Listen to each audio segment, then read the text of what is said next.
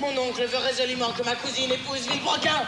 Et les affaires sont tellement avancées que je crois qu'ils eussent été mariés dès aujourd'hui. Mais si vous n'étiez aimés.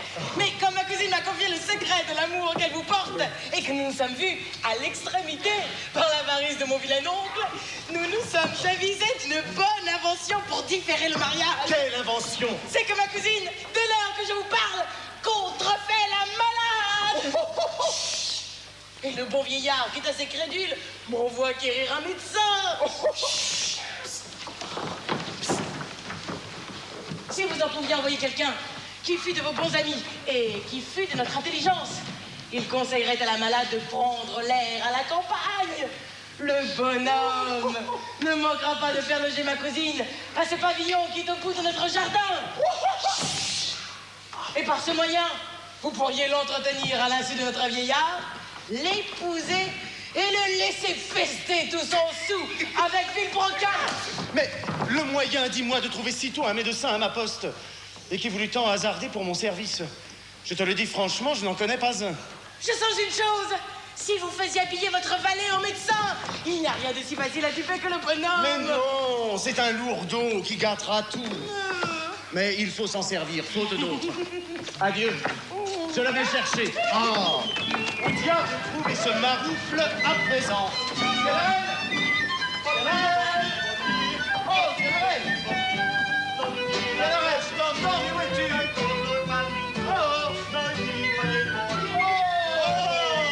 Illustrissime Seigneur, magnifique, splendide, lumineux, comme le feu dans le soleil levant. Oh, mon pauvre Sganarelle, que j'ai de joie de te voir. J'ai besoin de toi dans une affaire de conséquence. Mais comme que je ne sais pas ce que tu sais faire... Ce que je sais faire, monsieur? Employez-moi seulement vos affaires de conséquence. En quelque chose d'importance.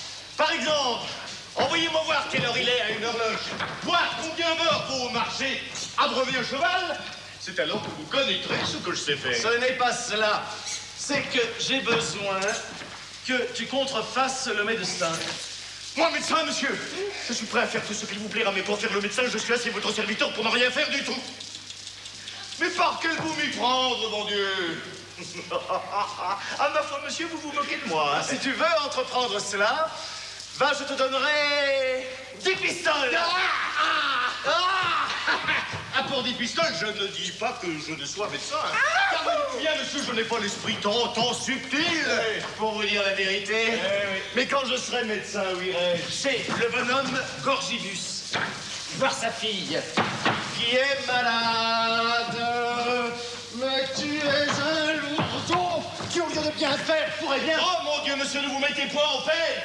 Je vous réponds que je ferai aussi bien mourir une personne qu'aucun médecin qui soit dans la ville. On dit un proverbe d'ordinaire, après la mort, le médecin. Oui. Mais vous verrez que si je m'en mêle, on dira, après le médecin, car la mort. C'est moi qui suis tombé par terre ou la terre qui s'est précipitée sous moi? Mais néanmoins, quand je songe, cela est bien difficile de faire un médecin si je ne fais rien qui va. Il n'y a rien de si facile en cette rencontre. Gorgibus est un homme simple, grossier, qui se laissera étourdir de ton discours, pourvu que tu lui parles d'Hippocrate et de Galien, et que tu sois un peu effronté. Hippocrate. Galien. C'est-à-dire qu'il faudra parler philosophie, mathématiques. Laissez-moi faire, monsieur. S'il est un homme facile, comme vous le dites, je vous réponds de tout. Venez seulement me faire avoir un avis de médecin et m'instruire de ce qu'il faut faire et me donner mes licences, qui sont les 10 pistoles promises.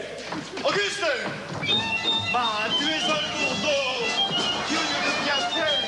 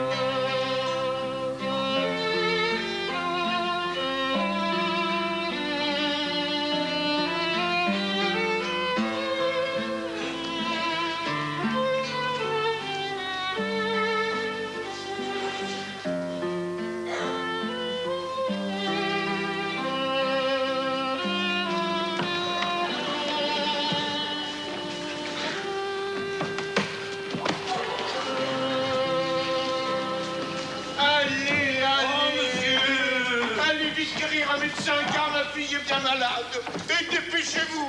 Mais que diable aussi! Pourquoi vouloir donner votre fille à un vieillard? Ne croyez-vous pas que c'est le désir qu'elle a d'avoir un jeune homme qui la travaille? Voyez la connexité qu'il y a. Che triste senza amor e la disperazione senza spirito gaio infelice il cuore per vincere ogni cosa bisogna amarsi bene questo solo conviene questo eccellente e tutto il resto è niente.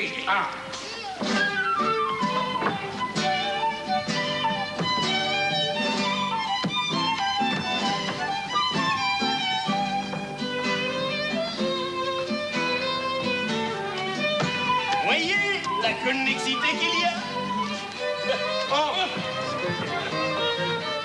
Il y a connexité. Tout le monde voit la connexité. Mais lui ne la voit pas. Il va-t'en vite. Va-t'en, car je vois bien que cette maladie-là reculera bien les noces.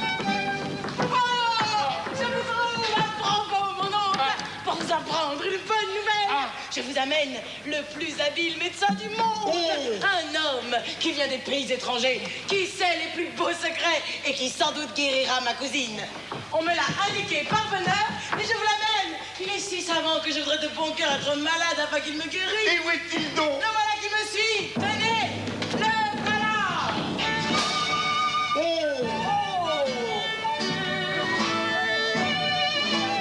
Très humble serviteur, monsieur le médecin, je vous envoie quérir pour voir ma fille qui est malade. Je mets toute mon espérance en vous. Hippocrate dit, et Galien, par vive raison, persuade qu'une personne ne se porte pas bien comme elle est malade.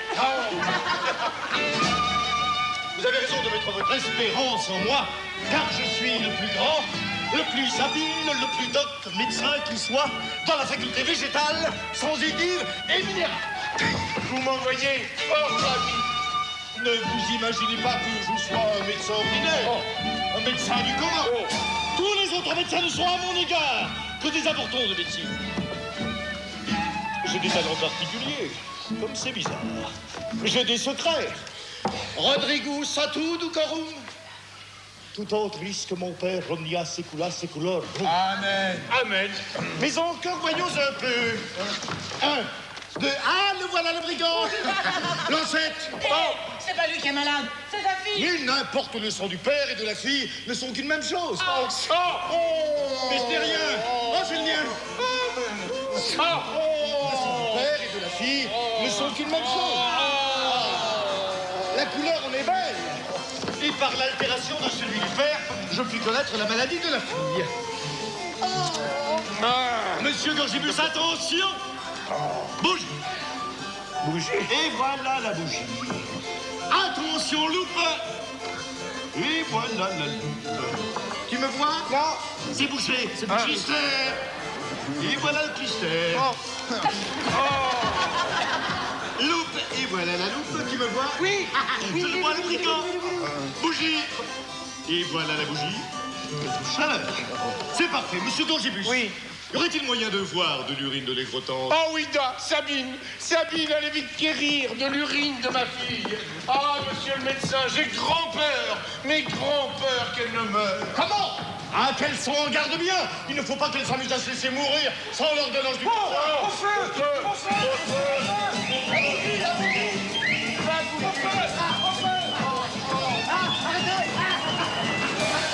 Vite, Lucille, poisson.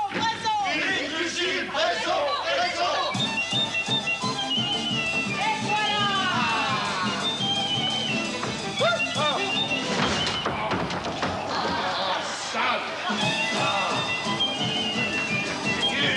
Ah, mais laisse-moi ton grand qui marque grande chaleur, grande inflammation dans les intestins. Oh. Oh. Oh.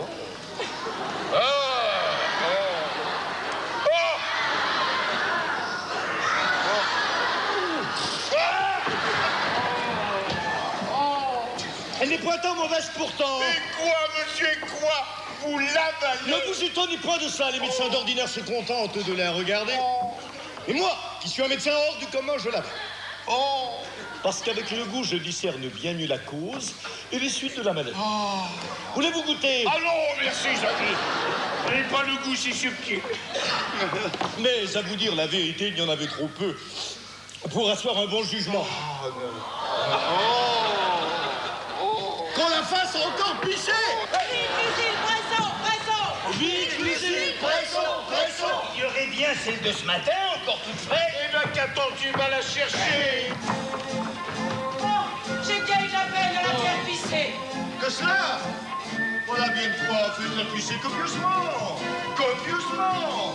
Si tous les malades pissent de la sorte, je veux être médecin toute ma vie! Vite, Lucille, pressons! Vite, Lucie, pressons! Et voilà, encore plus fraîche que ce matin. Ah, mais non, la tournée!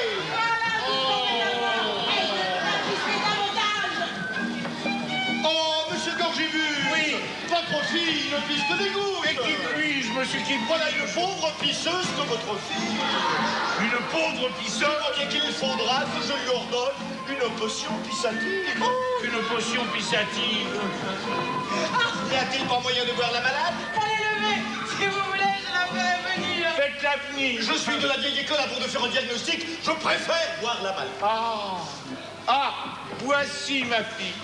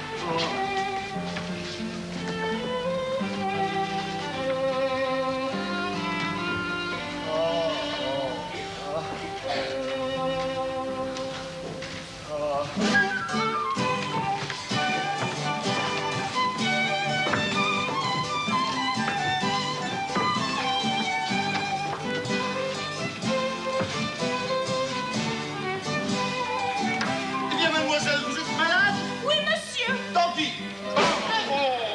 C'est une marque que vous ne vous portez pas bien. Sentez-vous de grandes douleurs à la tête, au rein?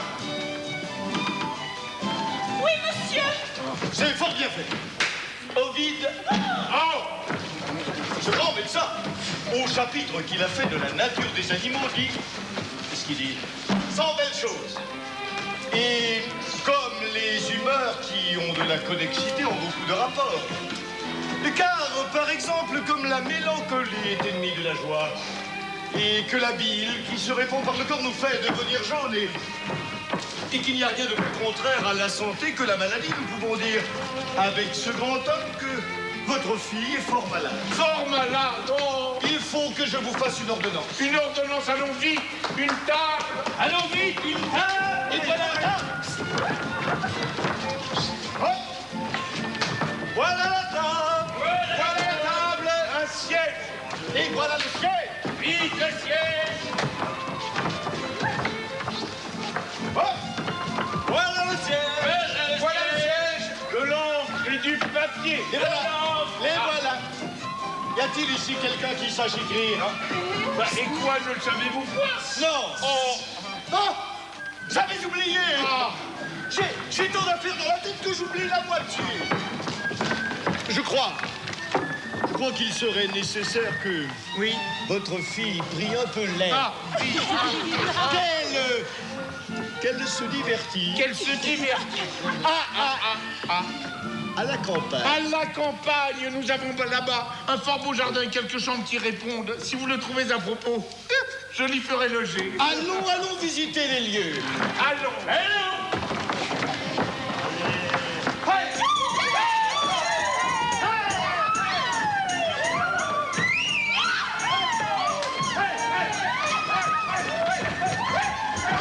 Mais qu'est-ce qui se passe? Mais qu'est-ce qui se passe?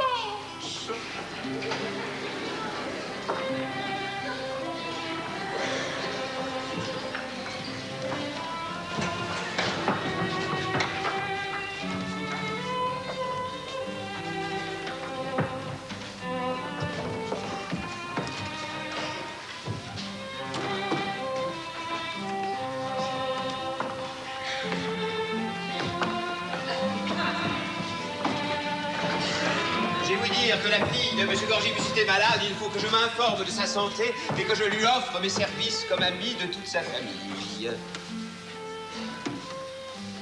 Du vin là-dedans, comme c'est curieux.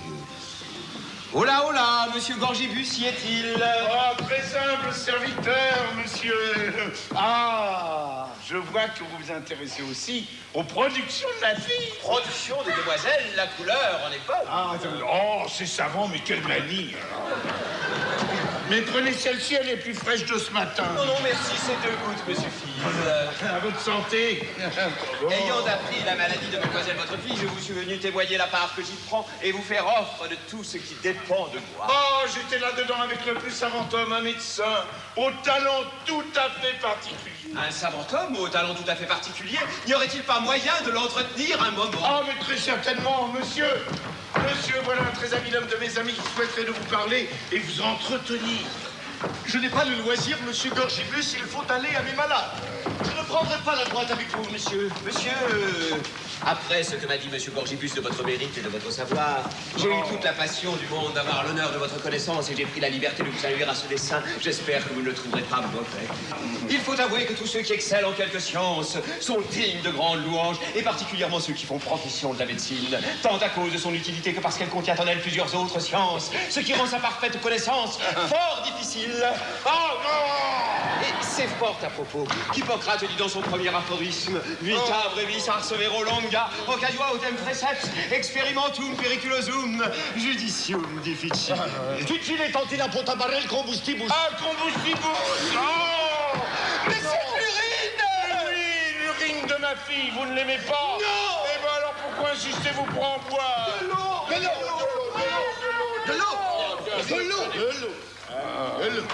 À votre santé, monsieur.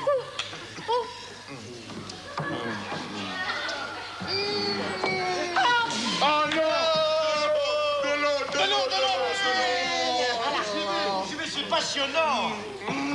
Vous n'êtes pas de ces médecins qui ne vous appliquez qu'à la médecine qu'on appelle rationnelle dogmatique, et je crois que vous l'exercez tous les jours avec beaucoup. Experiensam magistra rerum. Les premiers hommes qui firent profession de la médecine furent tellement estimés d'avoir cette belle science qu'on les mit au nombre des dieux pour les belles cures qu'ils faisaient tous les jours. Ce n'est pas qu'on doit mépriser un médecin qui n'aurait pas rendu la santé à son malade, parce qu'elle ne dépend pas absolument de son remède ni de son savoir. In eternum docta plus valet arte malum, parfois le mal est plus fort que le savoir. Et libérano, ça même. Oh, marque de drogue. De l'eau! Je suis aveugle! Dommage! Monsieur, je prends congé de vous dans l'espérance que j'ai qu'à la première vue, j'aurai l'honneur de m'entretenir avec vous avec plus de loisirs. Vos heures sont précieuses. Bonsoir, madame.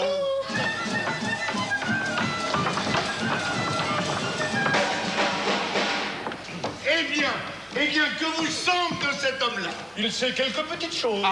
S'il fût demeuré tant soit peu davantage, je l'allais mettre sur une matière sublime et relevée. Cependant, je prends congé de vous. Ah, oh là!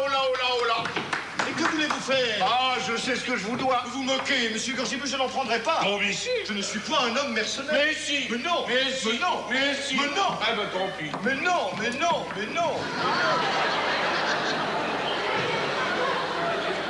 Comme dit Socrate, avec l'argent, il faut savoir garder ses distances. Oh! Présent de serviteur, monsieur Gorgibus. Oh, quel homme! Mais quel homme discret!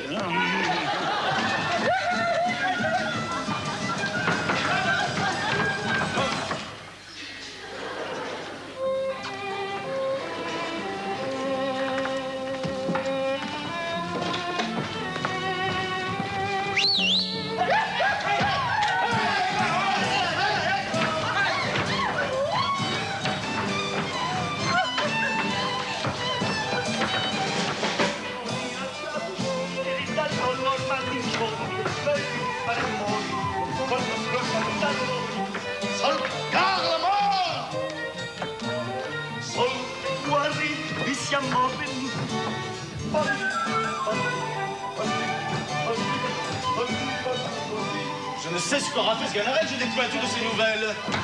Et je suis fort en peine, je le pourrais rencontrer. Ah, mais bon, le voici, eh bien, Sganarelle. Illustrissime Seigneur, Splendide, merveilleux, lumineux, comme le feu dans le soleil levant. Pas les pattes. Qu'as-tu fait depuis que je ne t'ai point vu? merveille sur merveille. Ah?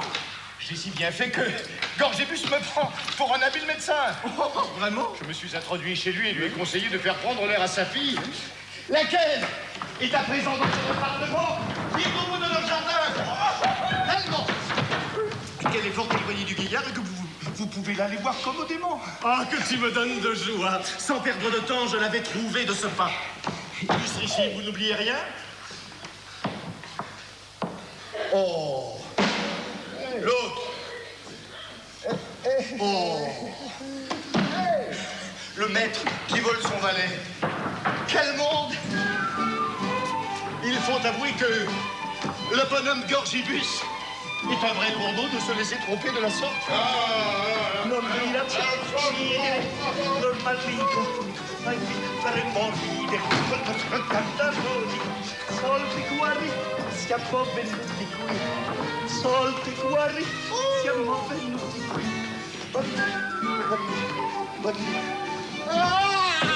Pasqua, tout est perdu. C'est à ce coup que voilà la médecine renversée. Mais il faut que je le trompe. Bonjour, monsieur Nelly. Ah, monsieur, votre serviteur. Oh, les clés. Ah, monsieur, vous voyez un pauvre garçon au désespoir? Ah. Ne connaissez-vous pas un médecin qui est arrivé depuis peu dans cette ville? Qui fait des cures admirables. Mais par Dieu, oui, je le connais. Et il vient de sortir de chez moi. Je suis son frère, monsieur, nous sommes gémeaux. Gémeaux?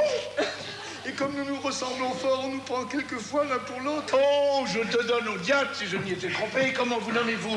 Narcisse, monsieur. Narcisse. Pour vous rendre au service, il faut que vous sachiez qu'étant dans son appartement, j'ai renversé 2 fioles d'essence qui étaient sur le bout de sa table. Oh. Aussitôt, maestro, la musique de mon frère. Aussitôt, Oh, c'est tout à fait lui. il s'est mis dans une colère si étrange contre moi qu'il m'a mis hors du logis. Tellement que je suis un pauvre garçon à présent sans appui, sans support, sans aucune connaissance. Oh, encore mes clés. Ah ben, elles sont là, c'est curieux. Ne craignez rien, il est de mes amis. Je vous promets de vous remettre avec lui. Non, pas d'argent, je vous en prie. Je lui parlerai d'abord que je le verrai. Je serais bien obligé, monsieur Gorgibus. Je vous en prie, et je vous en prie, brave garçon, j'en fais mon affaire.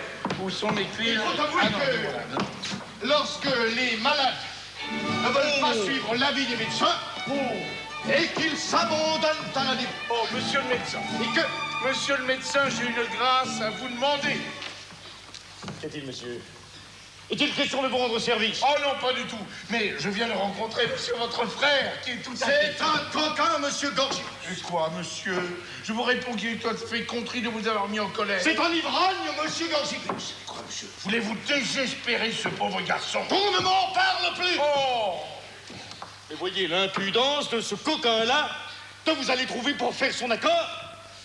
Je vous prie de ne m'en plus parler. Au nom de Dieu, monsieur le médecin, faites cela pour l'amour de moi. Si je puis vous être utile en quelconque affaire, je vous promets de le faire. Oh, tiens, de l'argent. Je m'y suis engagé. Et Vous m'en priez avec tant d'insistance que... Quoique j'eusse fait le serment de ne lui pardonner jamais. Allez, touchez-la, je lui pardonne. Je vous assure que je me fais grande violence. Et qu'il faut que j'ai bien de la complaisance, pauvre. oh, c'est très aimable. Adieu, monsieur Gorgibus. Adieu, monsieur le médecin.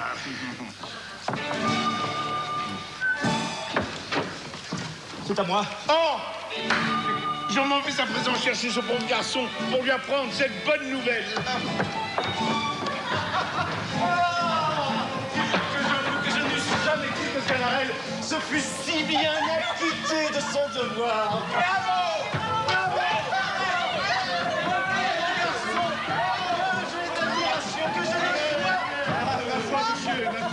Vous en parlez fort à votre âge, hein? Gorgibus m'a rencontré. Et sans une invention que j'ai trouvée, eh bien, toute la mèche était découverte. Bien, Défiez-vous-en, le voici. Ah, monsieur.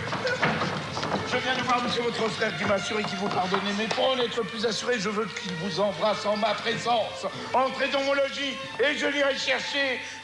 Monsieur, je ne crois pas que vous le trouviez à présent. Hein? Et puis je ne resterai pas chez vous, je crains trop sa colère. Oh, mais vous demeurerez, car je vous enfermerai. Ne craignez rien, je m'en vais à présent chercher votre frère. Je vous réponds qu'il n'est plus fâché. Ma foi, me voilà attrapé ce coup-là. Il n'y a plus moyen de m'en échapper. Le nuage est fort épais. Et j'ai bien peur que s'il vient à crever, il ne grêle sur mon dos force coup de bâton. Ou que, par quelque ordonnance plus forte que toutes celles des médecins, on m'applique tout au moins un côté royal sur les épaules. Mes affaires vont mal.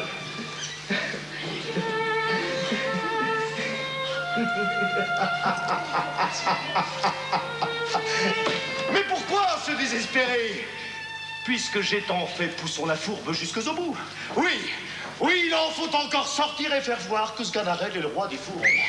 Sganarelle, viens ici, j'ai tes cheveux. Et comment? Oh, une corde, comme par hasard. Hop. Attention. Et maintenant, garde à l'avant. Aïe! Ah! Diable! Voilà qui est drôle! Et comme diable, on saute par les fenêtres ici. Oh, oh, oh, oh! Il faut que je demeure ici et que je vois à quoi tout cela aboutira. Oh, je ne saurais où trouver ce médecin. Je ne sais où diable. C'est à cacher. Oh, mais le voilà, monsieur. Ce n'est pas assez d'avoir pardonné à votre frère. Il faut pour ma satisfaction que vous l'embrassiez en ma présence. Entrez dans mon logis. Et faites cela pour l'amour de moi. Oh!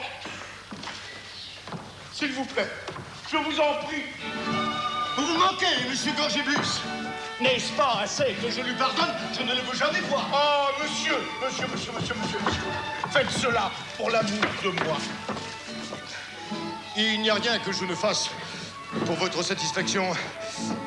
Veuillez... Je l'attends ici. Ah, oui, là, je m'en vais le lui dire. Monsieur, oui, monsieur, il y a un cerf-volant chez vous. Ah, un cerf-volant. Il ressemble à un homme au bout d'un fil, avec un habit couleur châtaigne, des galons verts, les cheveux bleus, les pommettes rouges. Oui, et toi le nez rouge. Et Allez, vous, va-t'en, non, vilain, monsieur. allez là.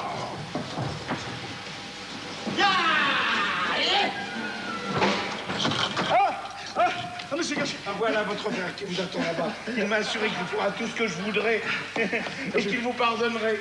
Je vous prie de le faire venir ici. Oui. Je vous conjure que ce soit en particulier que je lui demande pardon, parce que sans doute il me ferait sans honte et sans propre devant tout le monde. Oui, Tad, je m'en vais le lui dire.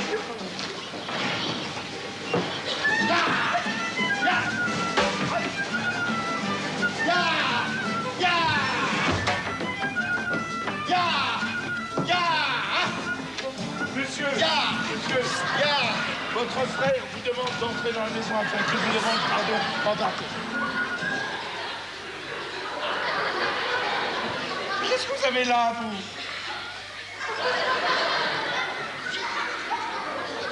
C'est la mode. Ah! Oh, je suis curieux. Afin qu'il vous demande pardon en particulier, voici les clés. Entrez dans mon logis et faites cela pour l'amour de moi. Monsieur Gorgibus, je vous remercie. Oh là, oh! Il n'y a rien que je ne fasse pour votre satisfaction. Vous allez entendre de quelle manière je le vais traiter. Ah, doucement! Oh, voilà! Coquin! Oh! S'il vous plaît, je vous demande pardon. Je vous promets qu'il n'y a pas de ma faute. Il n'y a pas de ta faute. Pilier de l'évo. Mais non! Croyez que tu es. Oh!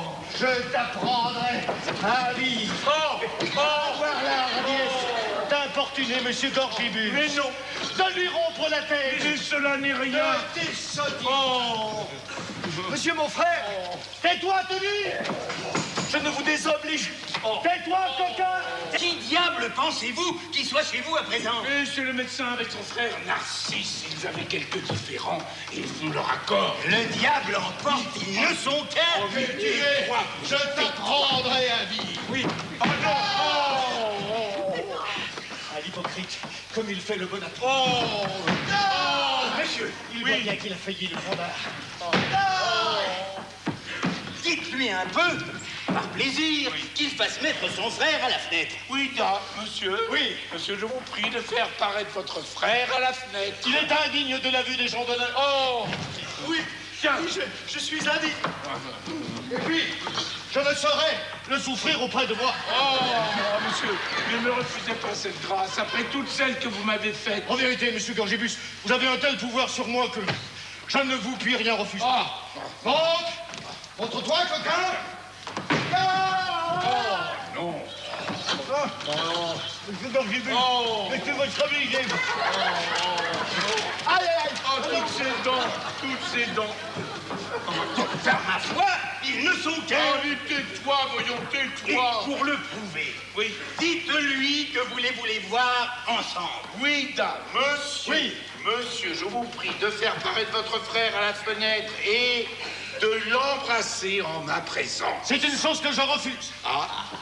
À tout le monde. Oh. Sauf à vous.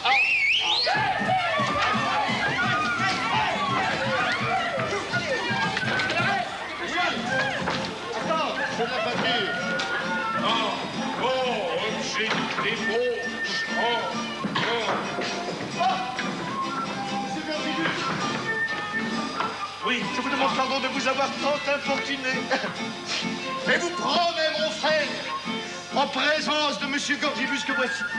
Où est-il? Ici. Ah, je le vois. De faire si bien désormais que vous n'aurez plus lieu de vous plaindre. Vous priant de ne plus songer à ce qui s'est passé. Oh non, mais c'est pas Eh bien, ne les voilà-t-il pas tous deux? Mais par ma foi, il est sorcier.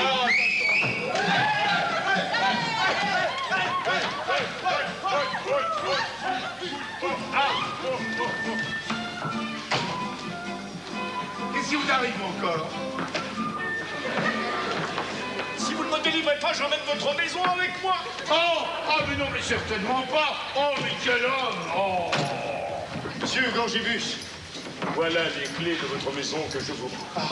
je n'ai pas voulu que ce coquin soit descendu avec moi, parce qu'il me fait honte. Je ne voudrais pas qu'on le vît en ma compagnie dans la ville où je suis en quelque réputation. J'irai le faire descendre quand bon vous semblera. Je suis votre obligé, monsieur Gorgibus. Oh, très humble serviteur, monsieur le médecin, je m'en vais à présent délivrer ce pauvre garçon car en vérité, s'il lui a pardonné, ce n'est pas sans l'avoir bien maltraité.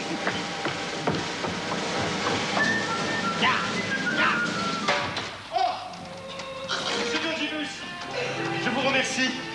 Je vous remercie de toute la peine que vous avez prise et de la bonté que vous avez eue. Je vous en serai obligé toute ma vie. Ça n'est rien.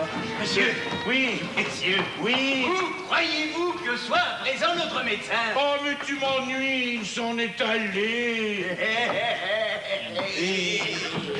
Je le tiens sous mon bras. Et voilà le coquin qui faisait le médecin et qui vous trompe. Et cependant qu'il vous trompe et fait la farce chez vous. Valère et votre fille sont ensemble. Qui s'en vont à tous les diables. Oh, mais tu seras pendu. Monsieur, qu'allez-vous faire de me pendre? Écoutez un mot, s'il vous plaît. Il est vrai que c'est par mon invention que vous mettez avec votre fille, mais en le servant, je ne vous ai pas les obliger. C'est un confortable pour elle, tant pour la naissance que pour les biens. Pendu. Oh non, ne faites voir la carte qui tournerait en pleine confusion. Et on peut y à tous les diables, ces coquins-là avec des brocards. Des insultes, des querelles. Qui a-t-il d'autre? Oh, Galarelle a été démasqué. C'est un imposteur, un faux médecin. Oh, imposteur, ce sont titres appropriés pour un médecin et je m'offre à le défendre en justice. Mais s'il est pendu, j'espère que nous assisterons à une belle érection. non, exécution. Non, pas exécution, j'ai bien dit érection. Ne savez-vous pas que l'étranglement par la corde produit ce phénomène érotique? Empédocle nous assure que Mars, pour faire belle figure devant Vénus, se pendait tous les soirs avant de se mettre au lit. Mais pour en revenir à la défense de Cianarelle, voulez-vous entendre la plaidoirie que j'ai en tête?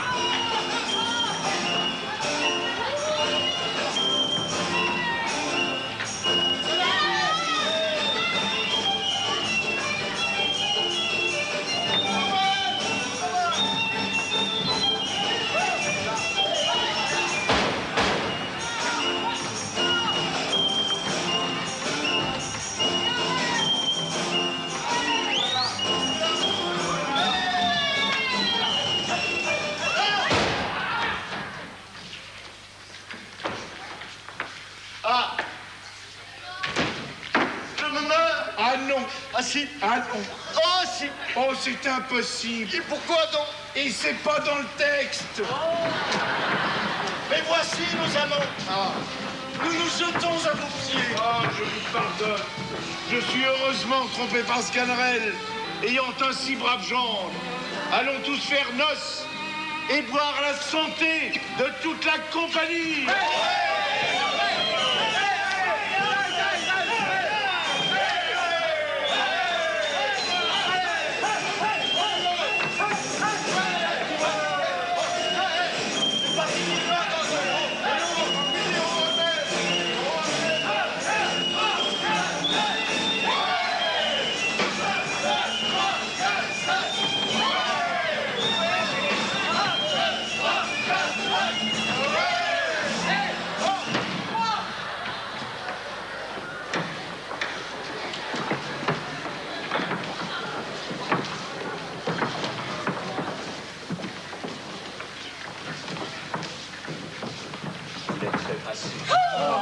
Permettez-moi de prononcer son nom et donc j'étais un ami. Non, là, son médecin.